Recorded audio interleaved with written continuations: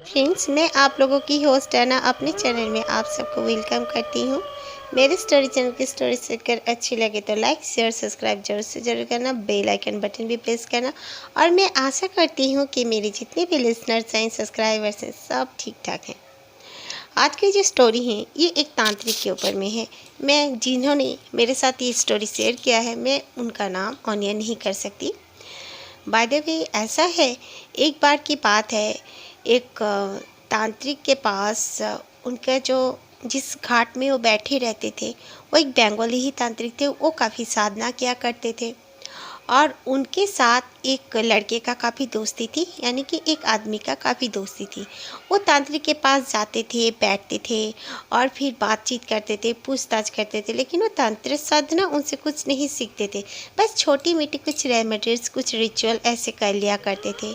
उनके साथ दोस्ती करने के बाद से ये जो शख्स था उसका सारी प्रॉब्लम अपने आप जैसे दूर होने लगा। करीब करीब वो बहुत प्रॉब्लम में हुआ करता था। पहले उसे नौकरी नहीं थी। इस तांत्रिक के साथ जॉब कर मतलब फ्रेंडशिप करने के बाद इसके पास एक जॉब आ गई, फिर इसका एक घर बन गया। उसके पेरेंट्स काफ़ी लड़ाई झगड़े करते थे, तो तांत्रिक ने कहा तो इस समय में अगरबत्ती जलाया करना, यानी कि धूप जलाया करना।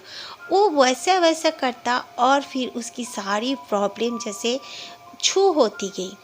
और वो तांत्रिक हमेशा यही कहता था कि जब भी कुछ काम करना अपने भगवान को जरूर याद करना। जो भी तू अपने जिस भगवान को तू इष्ट देवता है तेरा, तो जिस भगवान को भी मानता है उनका नाम जरूर से जरूर लेना और हर इंसान का अच्छी बातों को याद करना, उसकी बुरी बातों को पानी में फेंक देना। तो वो शख्स बिल्कुल वैसे ही करने लगा और तांत्रिक की बात का ही वो हमेशा भरोसा करने लगा और उसको फॉलो करने लगा। और वाकई में उसके साथ 3 साल के अंदर में उसकी बहुत ही अच्छी पोस्ट हो गई और फिर उसकी शादी सब कुछ होने लगा। यहाँ तक कि वो शख्स सांवला हुआ करता था और शरीर से काफ़ी मोटा था। उसकी फिगर स्ट्रक्चर भी अच्छी हो गई और सांवलापन भी पहले से कम हो गया। वो खुद ही मतलब विश्वास नहीं कर पाता था कि ऐसा कैसे हो सकता है। मैं जैसे इतना साल से था और इसके साथ दोस्ती के बाद मैं इतने कैसे बदल गया। तांत्रिक कभी उसका प्रणाम नहीं लेता था और फिर कहता था कि मुझसे दूर से बात कर, मुझे छूने की कोशिश मत करना। और वो तांत्रिक के पास कोई भी आता अपनी मर्जी से कुछ भी पैसा रखता या कुछ भी रखता, तांत्रिक कभी देखता भी नहीं था। यहाँ तक कि वहाँ के जो कई गरीब भिखारी बच्चे बच्चे कुछ भी आता था ना, तो तांत्रिक उन सबको वो दे दिया करता था। और फिर ये शख्स एक दिन तांत्रिक से पूछता है कि क्या तुम कुछ खाते पीते नहीं हो? आज तक मैंने नहीं देखा। मैं सुबह आता हूँ कभी कभार छुट्टियों में दोपहर से शाम तक बैठे रहता हूँ, पर तुम नहीं खाते हो कुछ भी, ऐसे कैसे? तो वो हंसा और उसके और देखा, कहा कि मैं खाता हूँ लेकिन किसी के सामने नहीं।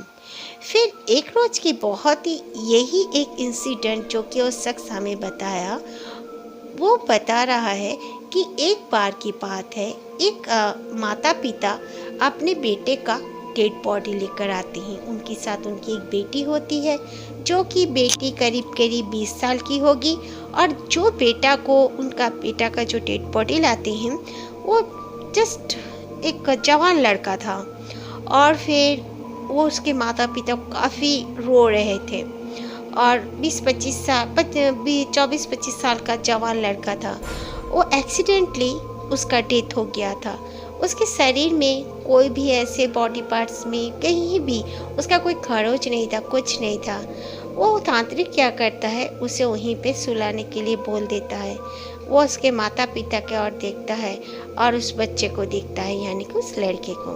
तो ये जो शख्स उसका दोस्त बन के मतलब हमेशा उसके पास जाया करता था, जिसने स्टोरी हमारे साथ शेयर किया, वो बताते हैं कि वो सोचा कि उसे उठकर चले जाना है। तो वो उठकर जाने ही वाला था, लेकिन वो सोचता है कि तांत्रिक अगर उसे जब तक नहीं जाने के लिए कहेगा वो नहीं जाएगा। वो बैठकर देखेगा कि हो क्या रहा है यहाँ पर। तो वो बैठे रहा।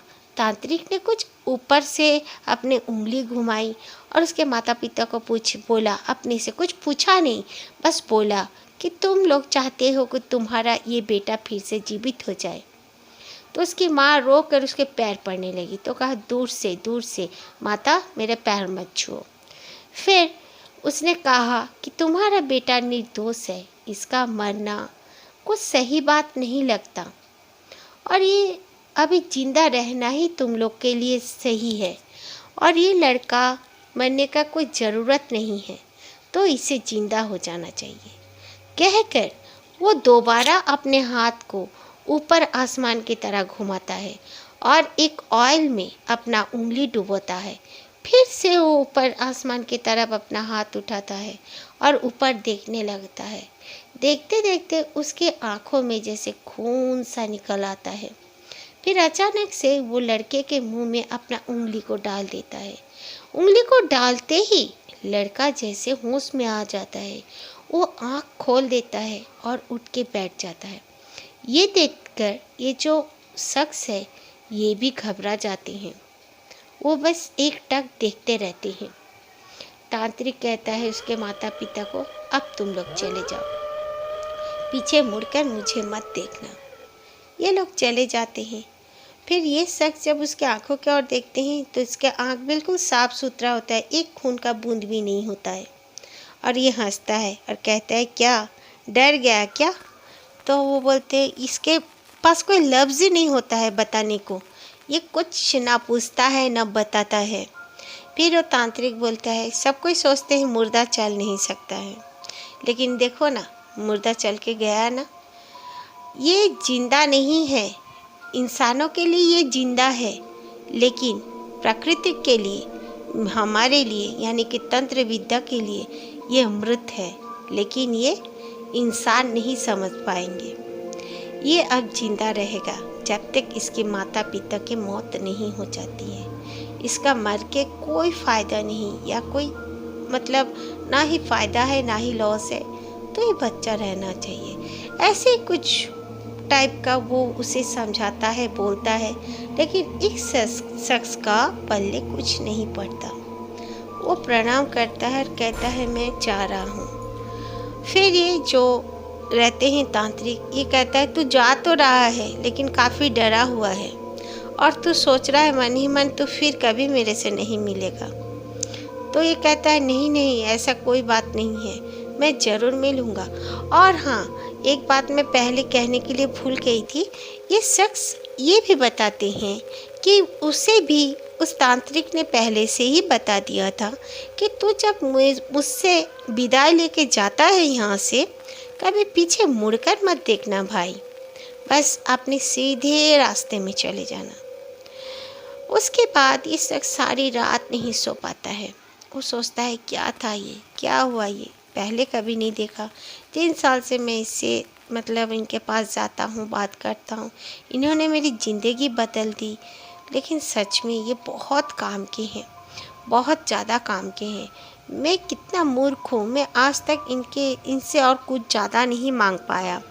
अब मुँह खोलकर मैं अब इनसे ऐसा कुछ मांगूंगा जो कि मेरी ज़िंदगी ही बदल देगी, और यही नहीं, मैं अपने फ्यूचर भी जान सकूंगा। मैं कल ही जाकर इनसे जानूंगा।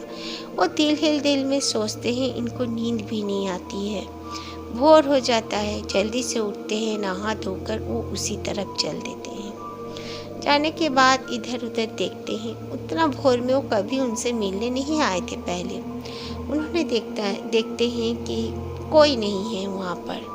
2-4 ऐसे जो और भी तंत्र वंत्र करने वाले वहाँ पे बैठे हुए थे, कुछ साधु बाबा जैसे। उनसे जाकर पूछते हैं कि ये तांत्रिक बाबा कहाँ गए? तो वो लोग सब प्रणाम करते हैं ऊपर की तरफ देखकर, और फिर बोलते हैं हमें नहीं पता वो कब आते हैं कब जाते हैं, हमें नहीं पता, हमें माफ़ करो, और कुछ नहीं बोलते। फिर ये आते आते मतलब अपने रास्ते आते थे, फिर पीछे मुड़कर देखना मतलब सोचते हैं देखूंगा, तो फिर उनको साहस नहीं होता, क्योंकि वो हमेशा उसे कहा करते थे कि इस जगह से तू जाएगा, पीछे मुड़ के मत देखना। तो नहीं देखता। वो लगातार 2 से 3 दिन, कभी शाम को, कभी दोपहर को, कभी रात को जाकर उससे मिलने की कोशिश करते हैं, लेकिन वो फिर से उन्हें कभी नहीं मिले आज तक। वो बस उन्हें याद करते हैं। लेकिन इनकी जो परिस्थिति है, इनकी लाइफ स्टाइल भी काफ़ी अच्छी है और ये ज़िंदगी में काफ़ी खुश हैं। और वो हरदम उनके नाम से एक दिया अपने घर के बाहर जलाकर ज़रूर रखते हैं। Thank you my friends. अगर आप लोग को मेरी स्टोरी चैनल की स्टोरी अच्छी लगी तो आप भी अपनी स्टोरी मेरे साथ शेयर करें, मैं अपने लिसनर्स के साथ शेयर कर दूँगी।